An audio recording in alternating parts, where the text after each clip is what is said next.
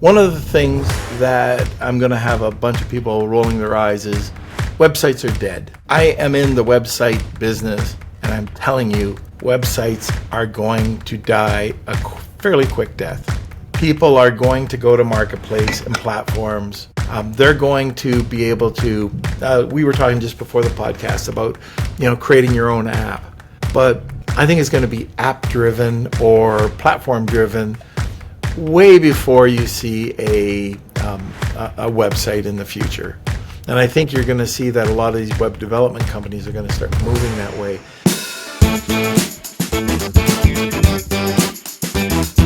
Hello, I'm your host, John Cavendish, and welcome to Season 3 of the Amazon Strategist Show, the show that's all strategy with no hacks, no silver bullets, and no magic pills, just real practical strategies to grow your Amazon business. So, today I am joined again by none other than the Norm Farrar, the man with the beard. I know that guy. So Norm is a visionary entrepreneur who provides online marketing and managed e-commerce services for brands. He's worked with Fortune 500 companies such as Coca-Cola, Mercedes-Benz, and 20th Century Fox. And since the early 90s, Norm has focused on helping entrepreneurs optimize their operations and unlock business potential. So currently he co-hosts 2 podcasts, Lunch with Norm and The Marketing Misfits with Kevin. So Norm, welcome to the show. Hey, I don't know if you just said that. I know this guy. That was the name of my first podcast. Yes, I remember back in the day. Yeah. Back in the day, several years ago. It still says it on your wall actually over there. But back in the day, several years ago, when we chatted the first time, we were talking about it like 4 years ago or something. So unfortunately, that's in the tubes right now. But I love doing that podcast. Yeah, it's great. And because on the background, I always remember the beard guy, and I know that guy. Yeah. Cool. So, I mean, you've had such a varied and expansive career. What are you excited about right now, Norm? Well, right now, there's so many things going on. AI is, I don't even want to say AI, but I mean, that's huge. But I'm going back. I always like talking about unsexy things, press releases, Google business profile. Well, my unsexy thing this time is communities. They've been evolving. They've tried to evolve. I think you're going to see huge growth in communities right now. And some of it will be due to AI. Some of it will be, just doing it the old-fashioned way. But if a brand doesn't have a community, and what I mean by a community is a group of loyal followers, you're missing out. You're leaving a lot of money on the table. Yeah, no, I mean, I'm a big believer in communities as well, and like the whole ethos that we lived through the golden age of the internet. Then when you could trust what you saw online or what was going on, and now we don't trust the internet anymore, do we? With AI, it's just getting more and more randomly generated crap. So you trust influencers and you trust communities. So it's going to be the place that people go until the creators are AI generated crap. That's very scary, isn't it? And it's crazy how quick things are getting. Like you can't tell who is who and what is what and what's real. And already, I've been doing this audio like with Notebook LM. So I've been playing around with it. I try and how can I be different than everybody else? And so I've taken it, stripped it out, and then edited the notebook. And then I went over to HeyGen and started playing around. I went to HeyGen for some of the animation, but then I went to Adobe Animation, and I started creating these figures that started talking. Now, over at HeyGen, I have this lady and this man that are talking back and forth that look so real, it's very hard to tell them apart. There are a few mannerisms, there are a few quirks, but if you were just looking at it, you wouldn't know. And the other thing about communities right now, which is really great with AI, is that now, especially over on YouTube, they just announced this last week. Now, I knew this was coming, but I was going over to HeyGen and paying for translation. But now you can have 5 languages that automatically take your YouTube video, turn it into like if you've got the IP address coming from France or from Spain or from wherever, Latin America, it translates it into Spanish. I forget what the 5 are. So you've got them covered, and it's in your voice. Wow. So I Yeah, I was heard doing about that at that. HeyGen, and which is was kind of cool, but it would take time. You'd have to do one at a time. But now we do that. And we also do that with our titles, so that's automatically. Big announcement from YouTube last week, and that's where it's going. So no matter if you're speaking English, that French version is going to be out there. So now you could even build your community even larger. And if you have that community, you can have it translated. I'm talking about all the comments, and we haven't got to that point yet, but that's something that's going to be new in the very, very near future. Where I have a company called Flat World. A lot of people think I'm a flat earther because of it, and he's crazy. I'm not. Flat World was a book that came out way back when, and it was talking about like communications. Everything we are has come back to a flat world, and this is what's happening. We're globalizing. I don't even know if that's the way to describe it, but it's one world, and you can speak any language and people can understand. There are issues, so especially like right now, Kevin King talked about this in one of his newsletters, just about localization. So French, Quebecois French is definitely going to be different, or even English dialects. Like in Scotland, how many different dialects? I've heard that there was tons of different dialects. When you come even to Ontario, if you go to Newfoundland, completely different dialect. So that's going to be a challenge for a community. But at the end of the day, I couldn't understand. I hope I don't offend anybody. I know back in the day I could say Newfie, but I can't understand a Newfie.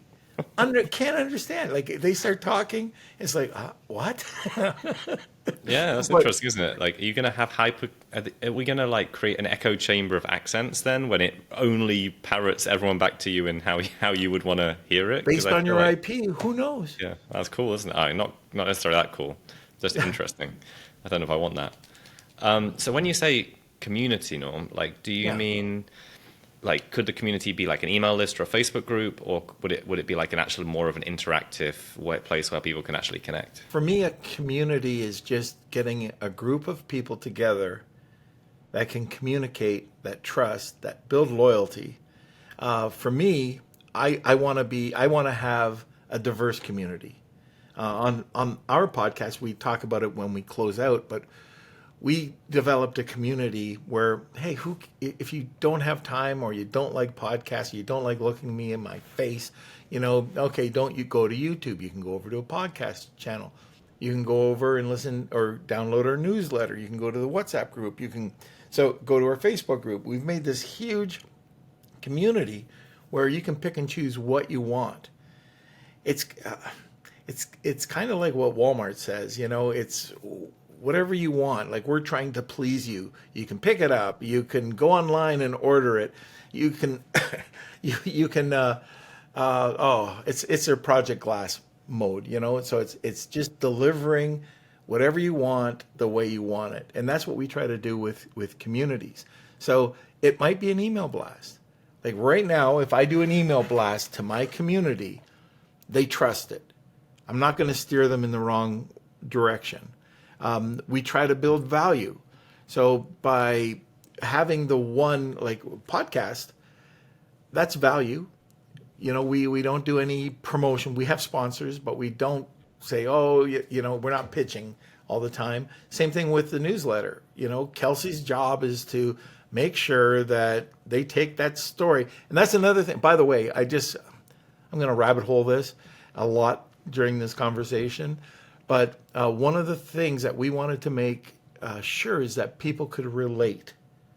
So, okay, I'm not just a guy with a beard. That is a personal brand. But to get people to come and join the community, how would they do that? How would they? And what we decided to do is personalize it. So I come up with true stories of my life, which I have a couple, and then I turn it into a business lesson. And people can relate to that. And then even in the newsletter, some people like it, some people don't. We find more people like it than don't. It's find the beard guy. And so, we do like a Where's Waldo, but for the beard guy. And then there could be memories, but it's all interwoven with some really good content. What's happening in Amazon, social, influencer, creator movement. No promos. Very, very, very few. Like most of the newsletter, you won't even see a promo. A lot of people don't even know my business. And that's a strange, that's kind of strange. People have no idea what I do other than talk on a podcast. And I do it that way for a reason. I want people to trust the community. And that's the key. If you don't have that, if you lose that, if you try to promote, if you're trying to be selfish and just me, like with a community, the money will come. People know and trust you. And then when you do have something, or you do go to an event, or you are selling a service, they'll trust you. So that's the important. And I'm talking about, all right, there's service providers like myself, but for your brand. I was in Florida talking to a huge pet company this week, and they have 380,000 emails, and they don't have a community. Do you think a pet owner or dog owner would like to be involved with a community and start talking about their dog? This other group that I was with, they do a cat animation. Every day they send it out to 750,000 people. They have the second biggest GIF downloaded on the internet. 3.3 billion times it's been downloaded. They don't have a community.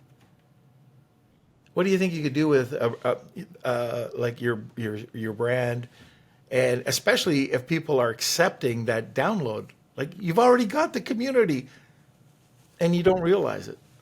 Yes, I mean, so how would you build a community? Say somebody has a small email list, or even probably not 750,000, but somewhere in the middle between 0 and 750,000 on their email list, and they want to start building a community. Like, where would you start?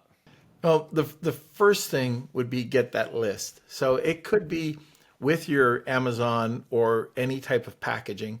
You could have something, a QR code that could drive people over, and you can get their email list. The problem is so many people they're too close to their product, and they're not thinking outside of the box, right? Okay, I'm going to get a warranty. All right, I might sign up for that, but I'm careful with who and what I give my email list or my email to nowadays. So, I'm going to download a PDF file. I don't care. I mean, if it's a cookbook and I buy a knife, maybe. But all right, here's some research. I don't care. So you have to give some sort of value added. I know we did this back in the day. You'll remember this, where you do the VIP program. Remember that? Yeah, everybody was a VIP. But you could do something like that. Like, it could be the founders, it could be something, but QR code over something valuable. Even as simple as a newsletter. So join our newsletter, right? And you could describe the newsletter, the value stack that's going to provide. Going back to the pets, that's an easy one. People want to know, and what can you do? What's your USP? Well, you could bring in pet owners on a podcast. That's part of, like, listen to our podcast on our newsletter about the pet owner and what they've done, or some unique pets, pet tricks, pet health for elderly dogs. It could be a wide variety of different things, and you can niche it down. You could say, like, this is a large breed, medium, small. It could be for health benefits. It could just be funny pet things that happen. I really haven't given it too much thought, but that's one way of starting it. But then the other way is on LinkedIn, or not LinkedIn, but Facebook groups. We've been able to see huge growth in Facebook groups that have been able to carry over to our newsletter. So we started out with 0, period. 0 on YouTube, we started mentioning, other things that we could do, which led us over to WhatsApp and what's led us over to our Facebook group. And then we mentioned something very, what we were doing. And all of a sudden the newsletter instantly got tons of traffic. Then from the newsletter, we were able to do some dedicated emails, which again, tons of traffic. I'm not doing it. Doing this all organically, but I know Kevin's got one step further, and he's been spending, in some ways, very inexpensive Facebook ads to drive traffic over to gain subscribers on his list. Once you have those subscribers, you can really build out and extend where you want to go with it. You don't want to be all things to everyone. Yeah, if you can niche down as a brand, that's probably the best. And here's another way to get people. Go into other groups. See what they're talking about. People are going to know whether you're a poser or not, just by the way you talk, your lingo. If I'm in a dog group and I'm trying to be something I'm not, they're going to know. So there's certain terminologies that people are going to. Stephen Black talks about this, going into scuba diving groups and niching down to a specific type, like a deep sea welder. There's groups for that. There's groups for everything. But he had lingo that he pulled out of there, and nobody except a deep sea welder would know about it. And that's what you're trying to achieve. And those people go, aha, this person really knows what they're talking about. And there's all sorts of little things. Like you can also, when somebody, I know I did something with what's it called? A Sanskrit group, where if you join up, you got this $30 bracelet. Well, the bracelet cost me less than $3. And, to acquire a person for $3, pretty cheap. So those are just a couple of things that you can do. Now, that's not even talking about AI or, scraping. I'll leave that one alone. But there's so many things that you can do to get a really good list. But even I'm just talking about focusing on your Amazon brand. Insert, get people. It's not breaking TOS. Go. Yeah.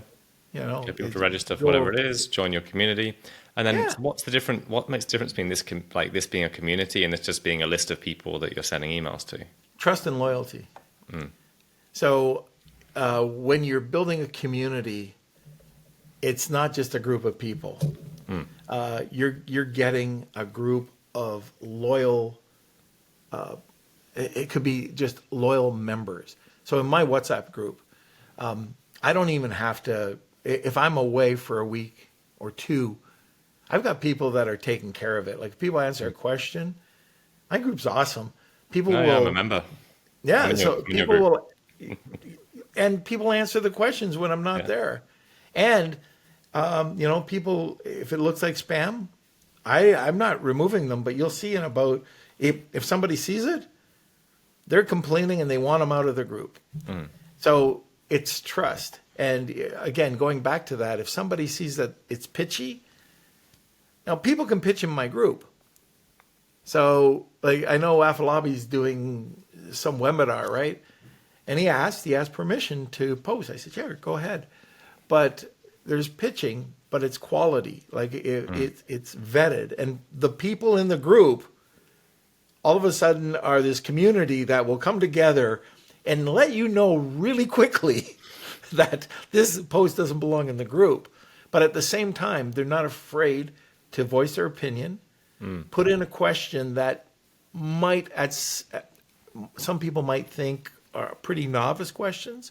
And that also, this depends on the group. I have an open group with service providers, beginners, intermediate, and advanced sellers. And that's I could niche that down, but I don't want to. I want to accept everybody that's in the group.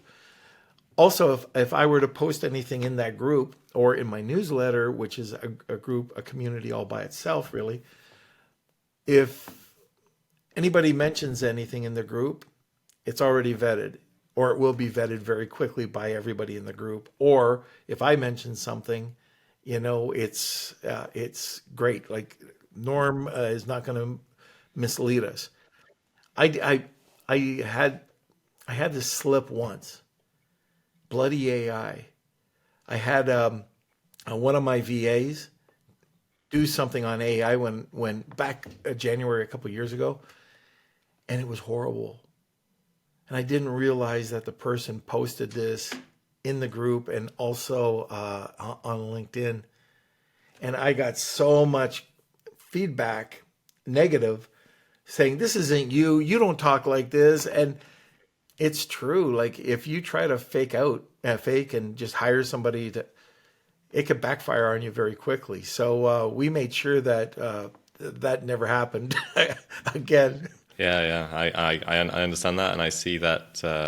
Yeah, I mean, you see that all the time, don't you? You see that on LinkedIn or in communities, people just outsourcing content because, yeah, I think, definitely everyone wants to build a community or wants to build something, but not everyone is a good community ambassador or community manager. And having someone to help you do that, whether that's a team member or, yeah, as you said, people stepping up in the community to help you run it. I mean, I think that's essential to long term unless you're naturally a community person, like community builder. And I think that's a personality type. Yeah, and you've got to. People are going to lay off the engagement too. I'll just use a podcast. So, we were doing it 3 times a week, and it's a community, right? I know anybody in that comment section. I pretty much know. I know who they are. I know their business. I know their products. If somebody new comes in, I welcome them. And that's building a community just on a podcast. However, 3 times a week, 3-4 years into it, all of a sudden it starts to fall off and new people come on. I was at an event again this weekend in Fort Lauderdale. All of a sudden, this is like how much I know my community. I saw a couple of people there, and it was just like, oh, there's so-and-so, and there's so-and-so. And we started talking, and they were actually apologizing for not commenting on the video or on the podcast because they were doing some other things. And I thought, oh, don't worry about it. But that's a community when, you get to know people. Even 2 years if we've never talked, if I put something out or if they want to join back in or, it's great.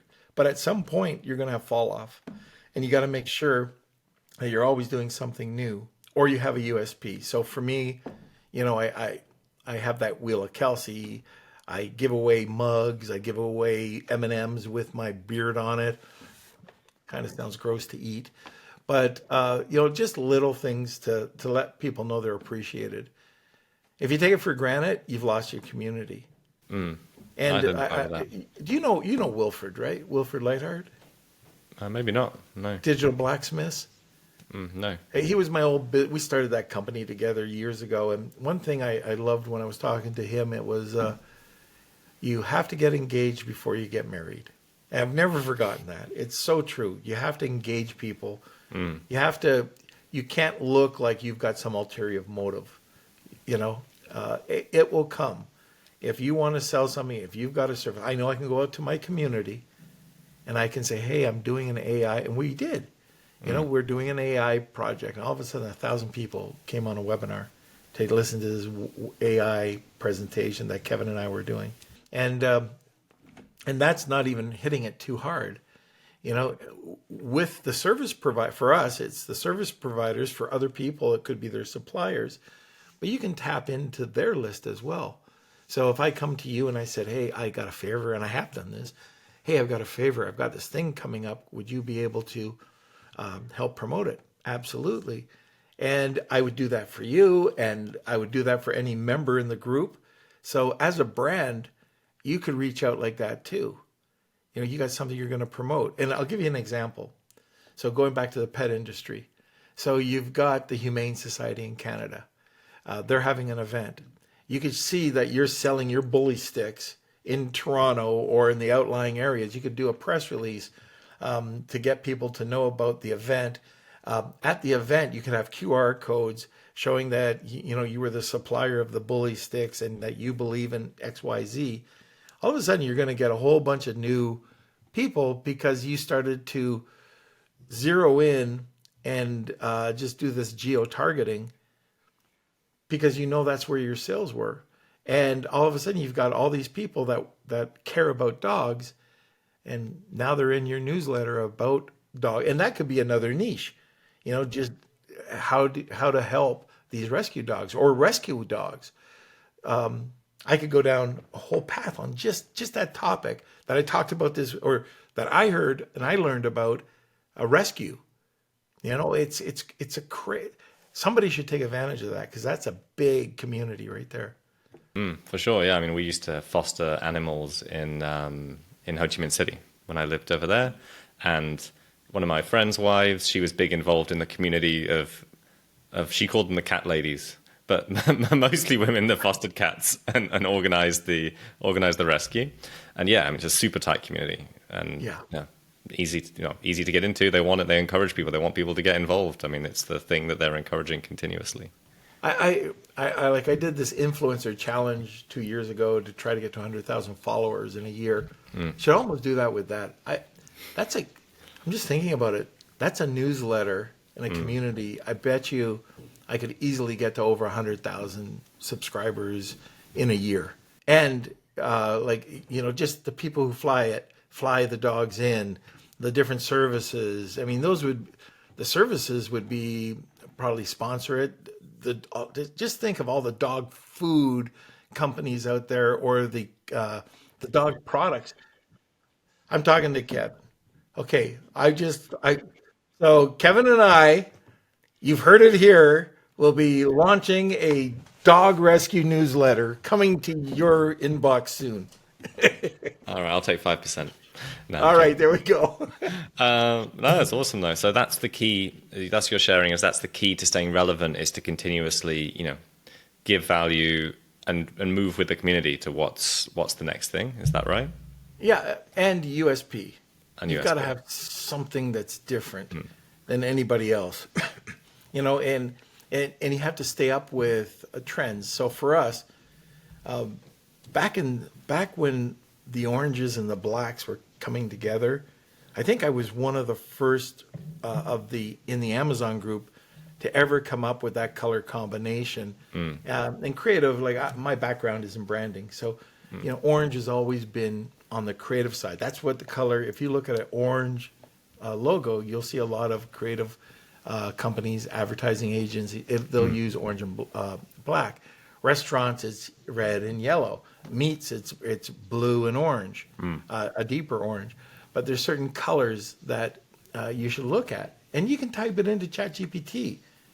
By the way, I had a client that was doing fitness projects, and he had purple, and I said, "It sucks. You're missing the market. You're probably 10-15% less sales because you don't have the colors associated with fitness." And I know Planet Fitness is purple, but for somebody launching it on Amazon, it's the wrong color. So what I do now is, if I'm using a brand or if I'm into a niche, type it into ChatGPT, create a prompt, and find out what colors are associated with that when you're creating the brand. But you also want to check out, what could be a USP. See what it comes back with. Like I have for the podcast, is the Wheel of Kelsey. We're close to giving away $500,000, $600,000 in prizes right now. But that's something we started, and Kelsey, he gets asked to go on to podcast just because of the Wheel of Kelsey. I mean, sometimes it's podcast management, but I know he's been asked to do guest Wheel of Kelseys and stuff like that. It's just unique. And so it doesn't have to be expensive. It could be a giveaway, but you have to just think outside of the box a little bit so you can differentiate yourself from other communities. I love it. And I think that, anyone who's listening to this, if they haven't got a community already, they should definitely do it. Where else is a good place for people to learn more and consume more about how to start their community? Do you know any good resources? Well, I'm sure there's a bunch out there about community. I think that people should probably look at starting their own podcast if you're a brand. The best lead generator by far for me, which shocked me, was my newsletter. I get more people asking me about what I do or can I help them? And I always, any questions that come to me directly, I always answer. It's not an assistant. You can go into WhatsApp, start that group, but just do something. Think about what your demographic, what your avatar would be interested in, and just go for it. It doesn't cost a lot of money just to start a newsletter or building a list. You've got to get that list. And once you get that list, you can start sending out valuable. So here's another one, by the way. You could just send out a fact or a recipe or something interesting just by SMS. So if you can trap people's emails or their phone numbers and send it over, you could do it daily. All of a sudden, I used to work in addiction, and people that are addicts, the high majority relapse. The people, the parents, usually the enablers, girlfriend, spouse, the parents, they always want to be informed because, they go to 30-day treatment, they're right back. It's a revolving door. They don't go long enough. So they start getting all this information fed to them, and then you're in their face when something does happen 30 days, a year from now. They remember, and you're giving them all your valuable information. Well, it's the same thing if you are a pet owner and all of a sudden your dog is sick. They're thinking of you because you've been putting out all these facts, through SMS. Very inexpensive to do. Same thing with emails. But you're in the face of people. They're part of your community. Maybe they haven't joined, but they're definitely going to buy your stuff because you're in the forefront of what they're thinking. I love it. And I think there's a lot of value there for people to take away and think about. If you're listening to this, what could you do to add value and be your USP for your community? So I love that. Right, exactly. Thanks, Norm. It's always amazing to talk to you. Last time we talked about Google Business. This time we talk about communities. It's such a varied topic every single time. I have got, if you want me back at some point next year or something, there is something huge coming up from Google that we should be talking about, but it hasn't quite happened yet. So if you'd like, reach out in about 6 months. And 6 months. Even if we're not doing a podcast about it, if you're in the group, you'll hear about it. Looking forward to it, as always. All right, let's move on to the next bit then, Norm. I want to hear your controversial take. So at this part of the podcast, we ask you for a controversial take. And what is your most debatable or controversial opinion related to, could be Amazon, could be the e-commerce industry, or it could be anything that you want. One of the things that I'm going to have a bunch of people rolling their eyes is websites are dead. I am in the website business, and I'm telling you, websites are going to die a fairly quick death. People are going to go to marketplace and platforms. They're going to be able to, we were talking just before the podcast about, creating your own app. But I think it's going to be app-driven or platform-driven way before you see a website in the future. And I think you're going to see that a lot of these web development companies are going to start moving that way. But, to go on to TikTok or either TikTok Shop, any of the new ones that are coming out, which I don't know who they'll be, but I'm sure there's going to be a few that are going to be emerging fairly quickly. It could be Instagram, it could be Facebook, it could be the Google Marketplace. All of these places, YouTube is gearing up for this. So why do you need a website when you have all of these other marketplaces that are sitting there? And it's not expensive. I sell beauty products. It is bloody expensive to have a website. Just the amount that you have to give back to the website, the subscription percentages. I mean, it's expensive. But that is my first prediction, that you're going to see that with all the AI, with the way that everything's going, you're going to eliminate websites. You're not, it'll take a bit of time to phase off, but anybody new that's coming up, all the younger people getting into e-commerce, you're not going to see them on. There's no need for it. I'll give you an example. So, a friend of mine, and this is local, and this is with a dog walking service. Okay, so this dog walking service went and started to license out what they were doing, and this is in Toronto. The company started out just locally. They make. I didn't realize how much dog walkers make. I should quit doing what I'm doing and start walking some dogs. But also, like it's a doggy daycare. So you start not a franchise, but just licensing out. So I asked about, what do they do? What's your website? Oh, we don't have one. What do you mean you don't have one? Well, we don't need one. We put something on Facebook, and we target certain areas, and we fill up our pipeline with basically free, like very inexpensive.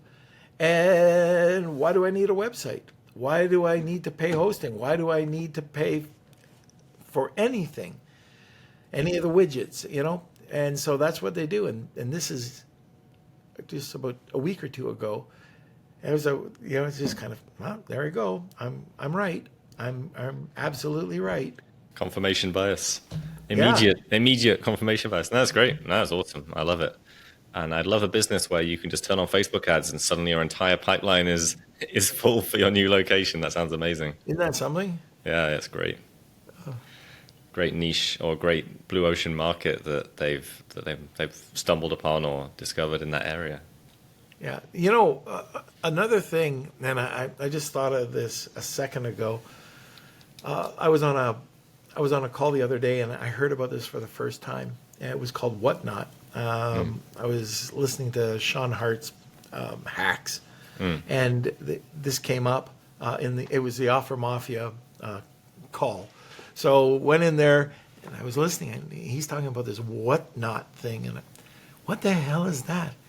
So I went and checked it out, and what this is, okay, this is why we have to be on our toes. So I like innovative apps or any type of innovation. You got to keep your eyes and ears open. And this is one that came. It's an app that lets you go in and sell things. You're the seller. There's a group that's out there, and you sell it really quickly. Like, here's a coffee mug, blah, blah, blah, blah, blah. It's the Chinese style of selling product.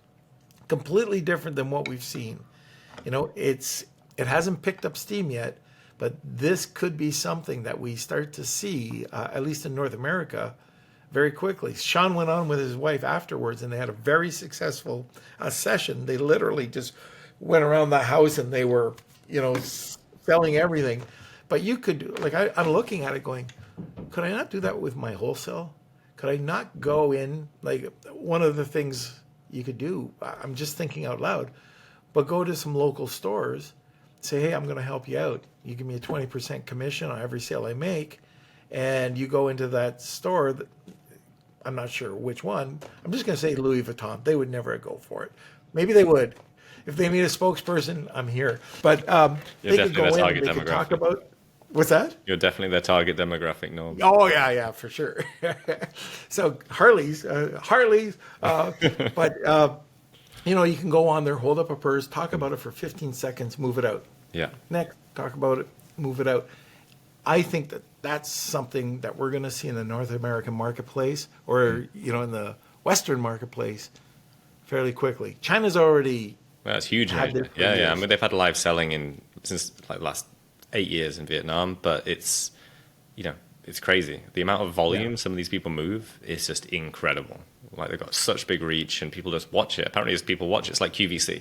But it's like QVC with a person or you built the community relationship with, and they just pick up stuff and put it in front of the camera, And there's that famous one, isn't there, with the boxes where the woman gets people slides in boxes. She does like for a second, and she moves $20 million worth of product in a day. There was a very famous influencer in China, and I don't know the guy's name, but he challenged Ma, so Alibaba, that he could outsell on a webinar or a selling session lipstick. Oh, Lipstick King. Yeah, he did like $19 million worth of lipstick in a day or something. It's a guy putting on lipstick, and he did like 19 million bucks in a day. It was crazy. He outsold, it was I believe it was between Alibaba and him. Yeah. And he outsold them. And you, like you said, $19 million of lipstick. Yeah. That's crazy. But it's that model, right? Yeah, it's so amazing. I think you're going to see some creators or influencers kind of heading off in that direction, and there'll be a whole bunch of new people coming up, 12-year-olds. Who's the next billionaire? Yeah. No, I mean, I think I've got a good idea for that, which I'll tell you about another time. I think there's a gap there in the market between the trust between creators and brands. There's a software play between that, like closing the trust gap, because at the moment everyone's just doing bunch of cold outbound to creators, and there's got to be a better way to bridge that trust through a platform, where you can offer real money, because you don't just need to spray and pray if you can pay real money, can you? Because if you've there must be anyway, we'll talk about that another time, because I know we have to go into the next podcast very soon. So Norm, thank you so much for coming on the show again. Like, if people want to get in touch and want to join your community, what's the best way to do it?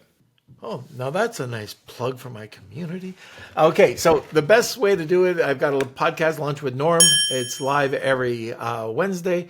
I've got a newsletter, and it's different from a lot of newsletters. If you want to check it out, it's LWN, like lunchwithnorm.news. You can join my WhatsApp community, and that's just Lunch with Norm. You'll have a couple of questions. We'll invite you in, and that's about it. If you want to message me directly, it's just norm at AMZ, like Amazon, amz.club. Awesome. So thanks so much for being here. And if you've been watching and listening to the show, please do feel free to like, rate, and subscribe, because that's a way in which we get more reach. So come back next week. Looking forward to seeing you back on the show. And thanks for being here, Norm.